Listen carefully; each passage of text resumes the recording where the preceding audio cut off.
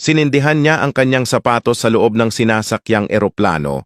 Ngunit nakaamoy ng sunog ang isang crew ng eroplano, kaya dali niyang pinuntahan at tinulungan siya ng mga pasahero na patumbahin ang lalaki at tinurukan ng pampatulog.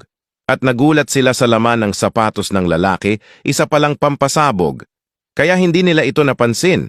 Buti na lang nalaman nila ito ng maaga, na wala ka talagang pag-asa sa kanya. Kaya lumayo ka na hanggat maaga pa. Binibilang ang hakbang hanggang wala ka na.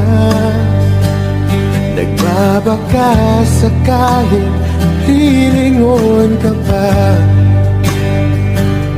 Hindi na ba mababalik ang mga sandali, mga panahong may lalim pa ang iyong ngiti?